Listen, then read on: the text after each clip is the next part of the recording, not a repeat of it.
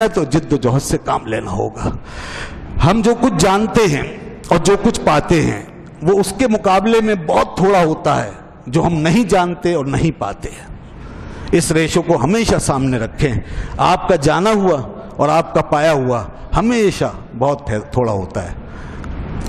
معاف کیجیے گا، ہم دولت اور دنیاوی طاقت اور قوت حاصل کرتے ہوئے بالکل اس حقیقت پر ہوتے ہیں کہ ہم نے بہت کم پایا۔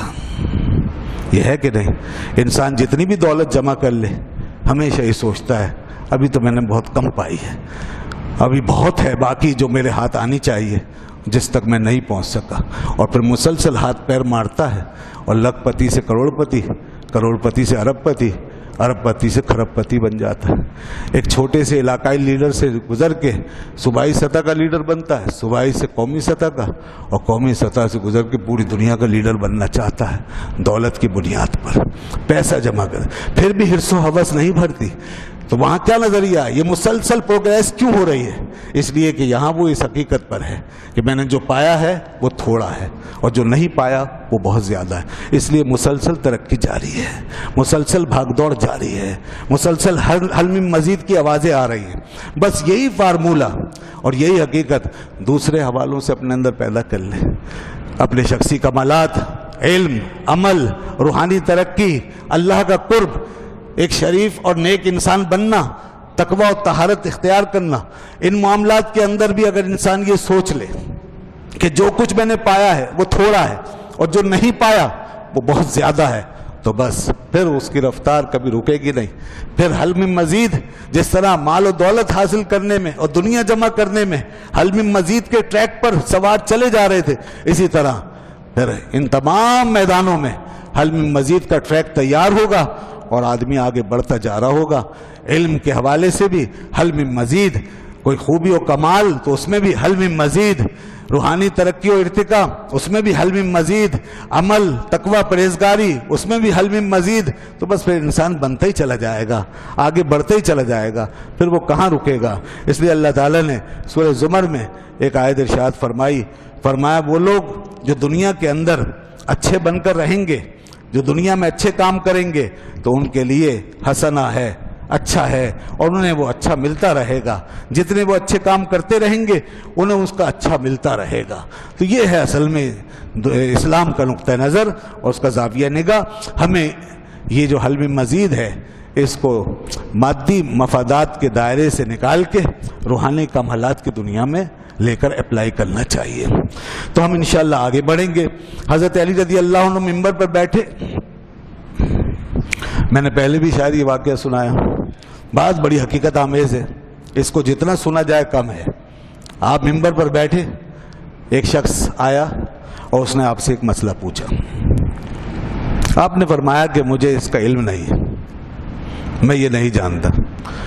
وہ بے باک تھا، اس نے کہا کہ اگر آپ کو اس کا علم نہیں ہے تو پھر آپ ممبر پہ کیوں بیٹھے ہیں؟ آپ کو اس ممبر پہ نہیں بیٹھنا چاہیے۔ آپ نے فرمایا برخوردار بات سنو، میں جو اس ممبر پہ بیٹھا ہوں تو اپنے علم کے مطابق ہی بیٹھا ہوں۔ سعید تو الحاظ الممبر بے قدر علمی، میں اپنے علم کے مطابق ہی اس ممبر پہ بیٹھا ہوں جتنا میرا علم ہے۔ اگر میں اپنی جہالت اور لا علمی کے مطابق کسی جگہ بیٹھنا چاہتا تو اتنے چھوٹے سے ممبر پہ نہیں بیٹھتا، آسمانوں میں جا کے بیٹھتا، اتنا اونچا جا کے بیٹھتا۔ لو سعید تو بے قدر جہلی لسعید تو الی السما، اگر میں اپنی جہالت اور اپنی بے علمی لا علمی کی بنیاد پر کوئی مقام چاہتا تو آسمانوں تک پہنچ جاتا میں۔ سمجھ میں آئی بات؟ بات وہی ہے کہ میں جو کچھ جانتا ہوں وہ تھوڑا ہے اور جو کچھ نہیں جانتا وہ بہت ہے، لا محدود ہے۔ تو جو جانتا ہوں اس کے مطابق محدود مقام پہ بیٹھا ہوں، 3 سیڑھیوں پہ، اور جو نہیں جانتا اس کے مطابق بیٹھتا تو دنیا میں جگہ نہیں پاتا، آسمانوں تک پہنچ جاتا، اتنا اونچا ممبر لگانا پڑتا کہ آسمانوں پہ جا کے جگہ ملتی۔ تو یہ ہے بتا دی وہ حقیقت کہ انسان جو کچھ جانتا ہے وہ تھوڑا۔ اچھا، اب یہ وہ ہستی کہہ رہی ہے جس کے لیے حضور نے فرمایا انا مدینۃ العلم وعلی بابھا، میں علم کا شہر، علی اس کا دروازہ۔ جس کا علم اللہ اکبر سمندروں کا علم تھا، سمندروں جیسا علم، جس کے علم کی کوئی حد اور کنارہ ہمیں نہیں مل سکتا، ہم لوگوں کو نہیں مل سکتا، اللہ ضرور جانتا ہے۔ اتنا لامحدود علم رکھنے والی ہستی کہ ان کے بعد ان جیسا کوئی علم والا پیدا ہی نہیں ہوا، ان جیسا کوئی علم والا پیدا ہی نہیں ہوا۔ اور بلکہ میں یوں بھی کہوں تو بھی حق ادا نہیں ہوتا کہ ساری دنیا کا، ان کے بعد آنے والی ساری دنیا کا علم جمع کرو تو بھی حضرت علی کے علم کے برابر نہیں ہو سکتا، ان کے علم کے برابر نہیں ہو سکتا۔ تو وہ ہستی اس بات کو کس طرح فرما رہے ہیں، ریئلائز کر رہے ہیں۔ جو ریئلائزیشن میں کہہ رہا ہوں وہ یہ ہے، اعتراف اس کو کہتے ہیں۔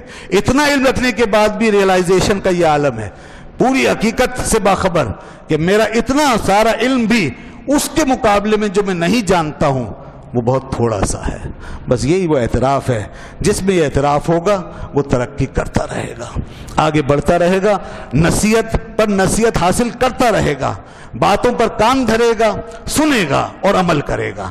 ہم نے دو طرح کی طبیعتیں دیکھی ہیں، ہم نے مسلمانوں میں بھی دو طرح کے لوگ دیکھے، ایک وہ لوگ جو مانتے ہیں، سمجھتے ہیں، سنتے ہیں، سمجھتے ہیں، بخدا ہم نے ان کے اندر ایک نکھار دیکھا، ان کے اندر تازگی دیکھی، ان کو آگے بڑھتا ہوا پایا، ان کو ایک کیفیت میں پایا ہے، ایمان ٹپکتا ہوا محسوس ہوا ہے۔ اور دوسرے وہ لوگ جو اپنی اکڑ فو میں ہمیشہ لگے رہے، جنہوں نے اپنے اوپر ایک خول چڑھایا اور اس میں بند ہو گئے، لاک کر لیا اور طے کر لیا کہ اب ہمیں کسی سے کچھ سننے یا سیکھنے کی ضرورت نہیں۔ انہوں نے اعتراف کے دروازے بند کر دیے۔ ہم نے دیکھا ان پہ اندھیرا سا چھایا رہتا ہے، وہ منجمد رہتے ہیں پتھر کی طرح، اسٹل آگے نہیں بڑھتے، کوئی تبدیلی نہیں آتی، کوئی چینج نہیں آتا، ان کے اندر ایک قسم کی تاریکی ہے۔ تو اس کا مطلب یہ کہ ڈیولپمنٹ نہیں ہو رہا۔